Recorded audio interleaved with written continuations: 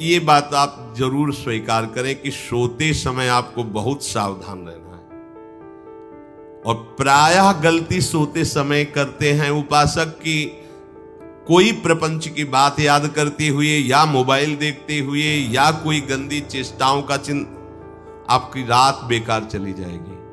अगर गंदी चेष्टा हो गई तो सुबह भी बेकार हो जाएगी, दिन भी बेकार हो जाएगा, निरुत्साहित हो जाओगे। सोते समय आपको समय नहीं देना व्यर्थ चिंतन का। उसी समय विषय चिंतन होता है, उसी समय विषय भोग की आकांक्षा जागृत होती, उसी समय विषय देखने की इच्छा होती। मोबाइल है तो जिस समय आप अपनी शैया पर जाएं स्विच ऑफ कर दें। उसमें मैसेज घंटी आने का कोई भी रास्ता मत रखें। मान लीजिए आप उपासक हैं भगवत प्राप्ति के, 30-35 वर्ष ये नहीं था तो सब मर नहीं गए थे। और बोले इमरजेंसी, जब इसकी 30-35 वर्ष से पहले इसकी कोई रचना नहीं थी, मुझे लगता है, क्योंकि 30-35 वर्ष में ही इसका विस्तार देखा है। नहीं तो कभी किसी के पास मोबाइल नहीं। कोई बड़े अधिकारी तो इतना बड़ा वो, इतना बड़ा वाला वो ऐसे रखते थे नहीं तो मोबाइल तो हमें लगता है 30-35 वर्ष। तो फिर इमरजेंसी कैसे चलती थी? कैसे चलती थी इमरजेंसी? और आप ब्रह्मा हो क्या कि इमरजेंसी संभाल लोगे? स्विच ऑफ करो। जो सब इमरजेंसी संभालने के लिए तैयार, रात दिन न सोता है, वो हर समय जागृत रहता है, वो हमारा आराध्य देव है। स्विच ऑफ करो, चिंतन लगाओ श्री जी का। ये जो रात्रि के शयन के समय मोबाइल में इधर उधर दृश्य देखने हैं, अपने सर्वनाश का बीज बोना है। मान लो, हमारी प्रार्थना मान लो, ये उस समय मन आपको परेशान करेगा जब कमरे की सिटकिनी अंदर से बंद होगी। सबसे प्रार्थना है रात्रि के शयन के समय। तो बोले फिर ठीक है 10 बजे तक देख लेंगे मोबाइल, इसके बाद शयन के समय भजन कर लेंगे। होगा ही नहीं। क्या तुम देखना चाहते हो? प्रिया प्रीतम के सिवा और कुछ क्या देखना चाहते हो? वो तो सुभग सुंदरी सहज सिंगार, सहज शोभा सर्वांग प्रति सहज रूप वृषभानुनंदिनी। हमारी स्वामिनी जी की सुंदरता छुपाने के लिए आभूषण पहनाए जाते हैं, औरों को तो आभूषण सुंदरता बढ़ाने के लिए। यहां छवि के छिपाए बे को ऐसे के दास होके क्या देखोगे मोबाइल में? क्या देखना चाहते? वासना की क्रीड़ा, और तुम उस क्रीड़ा को देखना चाहते हो? परमार्थ के पथिक हो। देखना है तो प्रभु को देखने की वृत्ति रखो, अन्यथा मूंद लो आंखें। प्यारे, महान फल प्राप्त करोगे।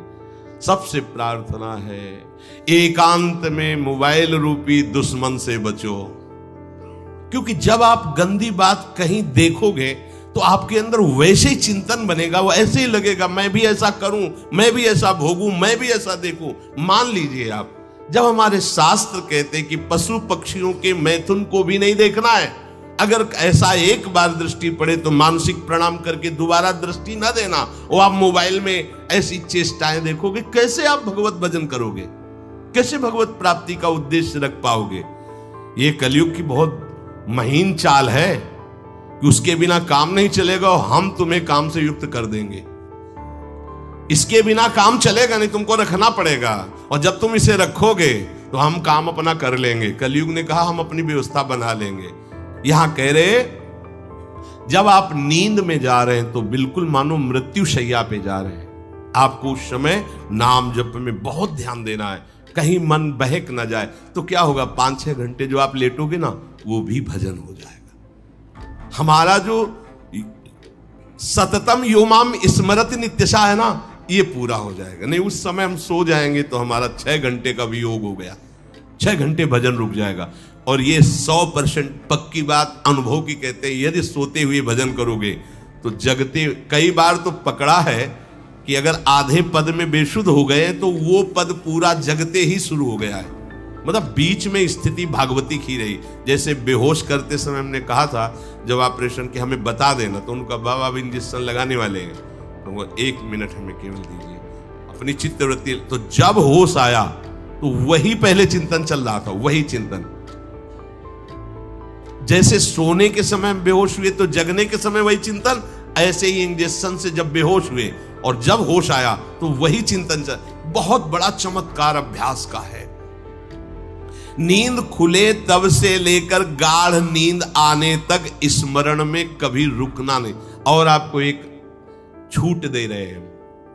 कभी कभी क्या होता है कि एक मंत्र में, एक नाम में जैसे बहुत देर अभ्यास करते हैं तो मन उबने लगता है। इसका स्वभाव है, ये अनुभव की बातें कहते हैं। इसका स्वभाव है नवम नवम, नहीं तो ये मतलब, तो इसको हम लोगों ने कैसे फंसाया है। जैसे गुरु मंत्र जप रहे, अब 2-3 घंटे लगातार गुरु मंत्र जप, अब इसको उबन बढ़ी, अभी छोड़ रहा है, बीच बीच में पता चलता है छोड़ना चाहता है, छोड़ रहा है, तुरंत इसको नाम में फंसाया। अब थोड़ी देर नाम में चला, फिर उभरा, बहुत विचित्र है ये, अब उसको फंसा दिया। और पीछे की बात अभ्यास के समय, नमामि शमीशान निर्वाण रूपम विभुम व्यापकम ब्रह्मवेद स्वरूपम। चिंतन, पदगान कर रहे, ये भगवान शिव पदगान कर रहे हैं, और उसका चिंतन, निर्वाण रूपम विभुम व्यापकम ब्रह्मवेद स्वरूपम।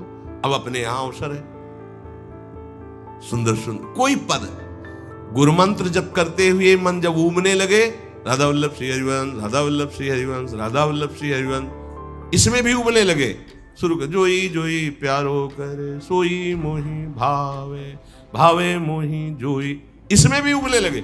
सुधा निधि का कोई एक लाइन ले लो, ब्रह्मेश्वरादि सुदुरूह पदारविंद श्रीमत् पराग परमाद्भुत वैभव, ब्रह्मेश्वरादि सुदुरूह छोड़ना नहीं है, तू भाग में नवम नवम दे रहा हूं, नवम नवम। इसको फंसाने के लिए आपके पास अस्त्र हो, जैसे यहां चाकू, यहां पिस्तौल, तलवार, ये वो सब बिल्कुल वीर सजा रहता है, ऐसे ही अपने लोग सजे रहते हैं। छोटा राधा, अब एकदम चिपक गया आके तो कैसे मारे, तो छोटी चाकू है ना वैसे, राधा राधा राधा, थोड़ा दूरी राधा वल्लभ श्री हरिवंश, थोड़ा और दूरी गुरु मंत्र, बड़े बड़े अस्त्र अपने पास रख ले, बहुत भाग रहा है तो फंसा दिया। प्रथम यथावति प्रणव श्री, अब लग पूरा पदगा उसमें लग, प्रथम यथामति प्रणव। भोजन पाते समय ऐसा अभ्यास किया है, 1 घंटा के पहले भोजन नहीं होता, चाहे 2 रोटी पाना हो, समय लगता है, आराम, एक एक नाम, एक एक, कुछ भी हल्ला मचाओ, कोई फर्क नहीं पड़ेगा, अपना चलेगा। अभ्यास स्नान के समय, भोजन के समय, किसी क्रिया के करते समय, किसी से बात करते समय, सोते समय, ये विशेष स्थान जहां में सावधान रहना है। यहां भजन छूटता है, ध्यान देना, यही भजन छूटता है। चलते समय, क्रियावान होते समय, प्रसाद पाते समय, या किसी से बतराते समय, ये सब भजन के छूटने के स्थान है, और यही पकड़ना है भजन को। जब आपको बिल्कुल न लगे तो मानसिक सब बंद कर दो और गुनगुनाने लगो, जो धुनी आपको अच्छी लगे उसी में नाम, कोई नाम लेके, संसार का चिंतन न होने पावे, चाहे जो कुछ तुम जहां तुम्हारा मन आवे, गंगावरी गोदावरी, कुछ भी, भागवतिक चिंतन के सिवा संसार के चिंतन न होने पाए। पहले ऐसे अनन्य बनो, फिर बाद में अनन्यता आती, रसना कटो जो अनरट। हाँ भी विषय चिंतन कर रहे हैं, प्रपंच कर रहे हैं, बोले रसना कटो जो अनरटो, और नहीं बोल सकते, प्रपंच बोलेंगे बस, रसना कटो, ये शब्द वहां नहीं आते। पहले हम आपको छूट देते हैं, भक्त चरित्र, भगवान की चरित्र, नाम, कीर्तन, मंत्र, जो भी चाहो, संसार का चिंतन मत होने देना, पहले ये पकड़ो, फिर आगे चल करके जब पवित्र हृदय होगा तब ये निष्ठा आती, रसना कटो जो अन रटो, निरखियन फुटो नयन। मान लो संसार का चिंतन नहीं करने देना है इसको, आप जैसे बने वैसे करो भागवतिक चिंतन, कोई नाम ले लो, कोई मंत्र ले लो, तुम्हें जो प्रिय लगे, हम छूट देते हैं। ये नहीं करे कि रसना कटो जो अन रटो, ये बाद की बात है, हमें पहले इसका संसार चिंतन रोकना है। कैसे छूटेगा, कैसे छूटेगा, हमें यह पकड़ना है, नहीं तो निष्ठा की बात। जो हरि नाम जगत त्रिशिरोमणि वंश बिना कब हूं, हरिवंश बोलेंगे नहीं, हरि बोलना नहीं है, हरि बोलना नहीं, क्योंकि जो हरि नाम जगत त्रिशिरोमणि वंश बिना, हरिवंश बोलना नहीं है, क्योंकि प्रपंच में रति। तो क्या करो, जो तुम्हें प्रिय लगे पहले उसे पकड़ो, ये हम अंदर की बात करें, प्रवचन की बात नहीं कह रहे। मन को फंसाना है हमें। राम कृष्ण हरि जहां लगे इसको लगाओ, पहले इसको फंसाओ, संसार का चिंतन न होने दे। गीता भागवत भक्त चरित्र कुछ भी कहीं भी इसे फंसाओ, पहले संसार का चिंतन न होने दो, फिर लाओ इसको घुमा के निकुंज वाटिका में। फिर तो भागेगा ही नहीं, फिर नहीं भागेगा। अब सीधे निकुंज वाटिका में किसी महाभाग्यशाली गुरु आश्रित का लगेगा, अन्यथा बहुत प्रपंची मन है। आप आश्रय इधर का लोगे, प्रपंच का चिंतन करोगे, बात बनेगी नहीं। चिंतन छोड़ना है हमें, जैसे बने तैसे संसार का चिंतन छूट जाए तो हम विजय को प्राप्त होंगे। ध्यान दीजिए, इस परमात्म तत्व को वही प्राप्त कर पाता है जिसका राग बीत गया है, खत्म हो गया है, वैराग्यवान। ज्यादा परिश्रम नहीं है वैराग्य में, विवेक नहीं होने के कारण हम वैराग्य नहीं धारण कर पाते। हम बाहरी बातों को वैराग्य ले लेते हैं, ऐसा कपड़ा बदल लेना या कपड़ा ना पहनना या लौकी का कमंडल, मिट्टी का पात्र, तो हम अपने को वैरागी। बात यहां नहीं रुकेगी। वैराग्य का इतना ही मतलब नहीं, ये भी एक बाह्य अंग है वैराग्य का, पर वैराग्य का सच्चा स्वरूप है वीतरागा। कहीं कुछ भी अच्छा नहीं लग रहा, कोई भी सुख आकर्षित नहीं कर रहा, लोक लोकांतर की प्रतिष्ठा, मान, सुख, ऐश्वर्य, व्यक्ति कुछ अच्छा नहीं, राग खत्म हो गया। ऐसा उस अक्षर ब्रह्म को, अविनाशी तत्व को जान पाता है। जगते भयो फिरे बैरागी, जैसी हरिवंश प्रपंच बंच सब ये काल ब्याल को खायो। हालत यह है कि जैसे सांप ने मेढक को पकड़ रखा और मेढक सामने पतिंगा को, कीड़े को पकड़ना चाहता है।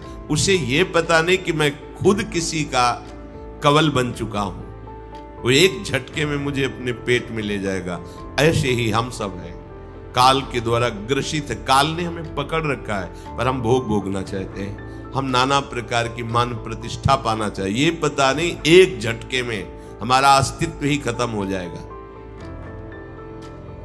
जिनके अंतःकरण में किसी भी व्यक्ति, वस्तु, स्थान, पद, प्रतिष्ठा का राग ही नहीं रह गया है, उसे कहते हैं वैराग्यवान। वीतरागाः, राग ही नहीं है। जिनका अंतःकरण निष्पाप निर्मल हो चुका है, जिनके हृदय में केवल भगवत प्राप्ति की उत्कट लालसा जागृत हो गई है, ऐसा साधन संपन्न उपासक परमात्म तत्व में प्रवेश पाता है। अध्यात्म मार्ग की ऊंचाई पर वो स्थित हो जाता है। यदि छंतो ब्रह्मचर्यम चरंती, जिनकी इच्छा एकमात्र भगवत प्राप्ति की है, यदि छंतो, उनको क्या करना होगा? ब्रह्मचर्यम चरंती, ब्रह्मचर्य का पालन करना होगा। प्रत्येक इंद्रियों का निर्विषय हो जाना वास्तविक ब्रह्मचर्य है। केवल जनेंद्री से ही ब्रह्मचर्य को नहीं लेते। हमारी प्रत्येक इंद्रिय भोगों से रहित होकर भगवत अनुराग में नेत्र प्रभु को देखना चाहते हैं, त्वगेंद्री प्रभु को स्पर्श करना चाहती है, घ्राणेंद्री प्रभु के श्री अंग की गंध पाना चाहती है, श्रवणेंद्री प्रभु के वचन सुनना चाहती है। एक एक इंद्रिय अपने प्रभु में लग गई, अंतर्मुख हो गई, बाहर विषयों का त्याग हो गया। इसे ब्रह्मचर्य कहते हैं। पर प्रारंभिक ब्रह्मचर्य में जनेंद्री का ब्रह्मचर्य अत्यंत आवश्यक है। यदि जनेंद्री जन्य व्यभिचार दोष से युक्त है तो कदापि उसे भगवत प्राप्ति नहीं हो सकती। शुभ गति व्यभिचारी शुभ गति चाहे, असंभव। और भगवत मार्ग में सबसे बड़ा दुश्मन यही व्यभिचार दोष है, काम। इसी से हमारा हृदय मलिन होता रहता है। अंधा बटे वो पड़ा चबाए वाली दशा रहती है। हमें 50 वर्ष हो गए, अरे 50 जन्म हो जाए, तुम व्यभिचार करो, गंदी बातें करो, गंदे चिंतन करो, सो समय व्यतीत कर, अनंत जन्म व्यतीत हो गए, भगवत प्राप्ति हुई क्या? 50 वर्ष से भगवत प्राप्ति हो जाएगी क्या? 5 मिनट काफी है भगवत प्राप्ति में, एक बार नाम काफी है। वो स्थिति तो लाओ। बार बार बहिर्मुख वृत्तियों के द्वारा विषयों में सुख बुद्धि कर लेने से हमारा सारा का सारा अध्यात्म चिंतन बदलता रहता है, इसलिए लाभ नहीं मिल पाता, एक रस चिंतन नहीं रह पाता। बार बार विक्षेपी विषय करते रहते हो, हम सहते रहते हैं और भोगते रहते हैं। एक बार तो हिम्मत करके उठो। अब लो नशानी अब ना नशई हो, एक बार तो दृढ़ बनो। बस मन के अनुकूल चलने की बात को तुम्हें रोकना होगा, तभी तुम्हारे अंदर यदि क्षंतो ऐसी इच्छा जागृत होगी। पक्का पक्का ऐसा ही है। जब हम किसी विषय के वेग को सहते हैं, विषय नहीं भोगते, तो मन बहुत जलाता है। उस जलन में फिर एक ही बात होती है, बस भगवत प्राप्ति हो जाए, झंझट खत्म हो जाए। कब तक हम इसमें चलेंगे? एक बार भगवत, वो जलन हमको भगवत प्राप्ति की इच्छा प्रकट करती है। अपने लोग क्या करते हैं? जलन को मिटाने की कोशिश करने लगते हैं, तो भगवत प्राप्ति की इच्छा क्या, भोग प्राप्ति की तृष्णा जागृत हो जाती है। भोगे हुए भोगों को बार बार भोगने की इच्छा का नाम तृष्णा है। बाहर और भीतर से कोई सहयोगी नहीं, जल रहा है उपासक, तब रास्ता निकलता है भगवत प्राप्ति का, तब इच्छा प्रकट होती। अब नहीं, बहुत जल लिया, अब तो केवल प्रियाजू के समीप जाना है, अब तो प्रभु के सानिध्य में रहना है, नहीं इन भोगों की जलन में जलना है।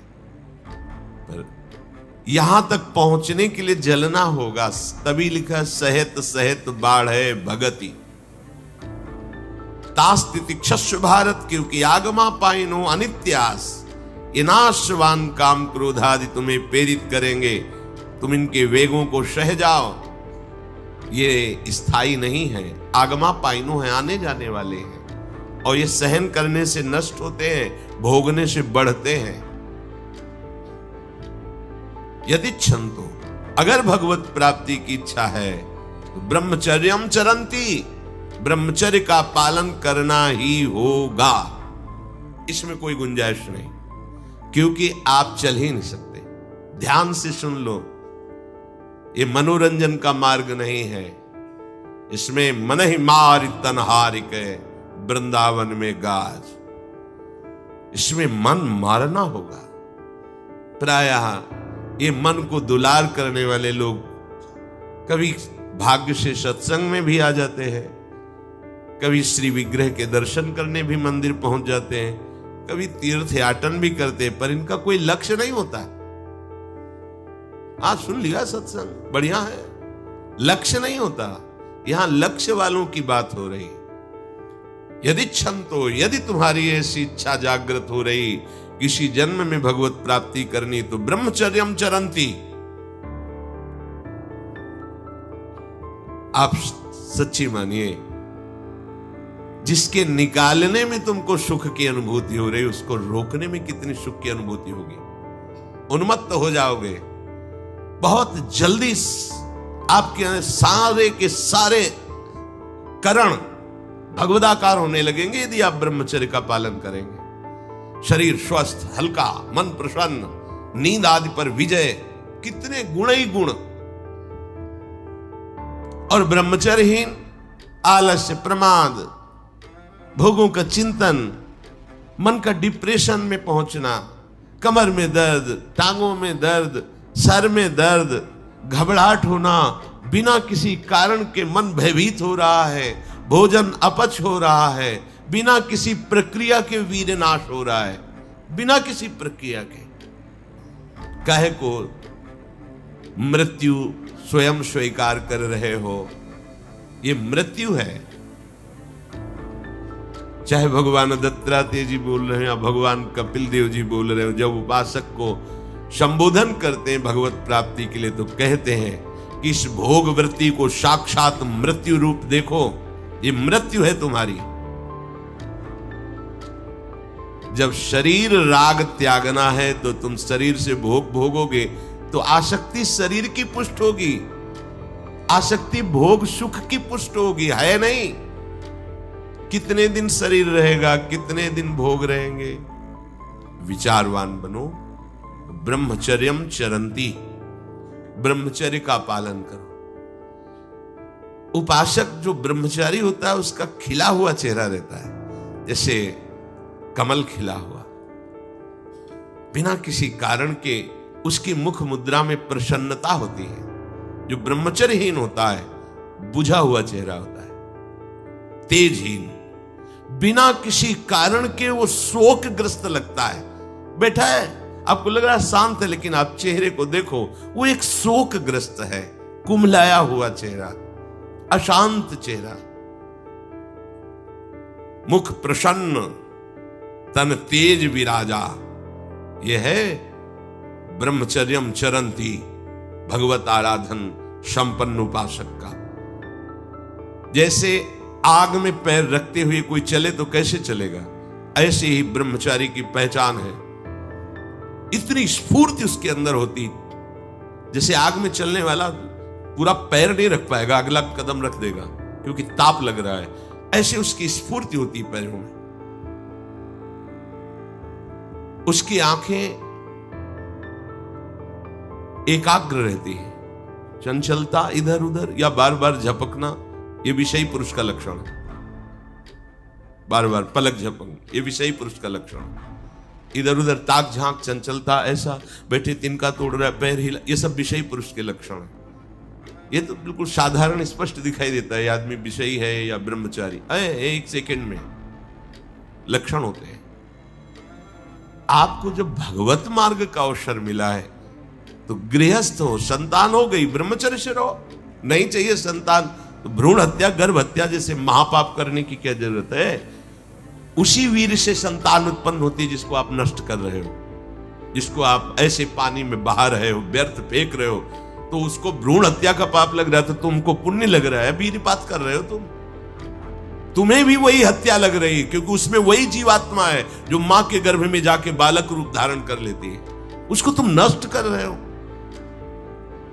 और बुद्धि भ्रष्ट हो गई है, समझ में नहीं आता, व्यर्थ में वीरपात करते हो, व्यर्थ में। तुम्हारा भजन बनेगा, तुम अध्यात्म के योगी बनोगे, मजाक है अध्यात्म का मार्ग। होश में हो जाओ, ये मन के दुलार को बंद करो। जब तक इच्छा ही नहीं भगवत प्राप्ति की, तो फिर तुम कैसे भगवत प्राप्ति कर पाओगे? भगवत प्राप्ति की इच्छा कैसे होगी जब तुम्हारी इस तरह से निंदनीय वृत्तियां हैं? इंद्रियों को दुलार कर रहे हो, मन को दुलार कर रहे हो, भगवत प्राप्ति चाहते हो, आचरण नीच और चाहते हो उच्च पदवी। सावधान हो जाओ।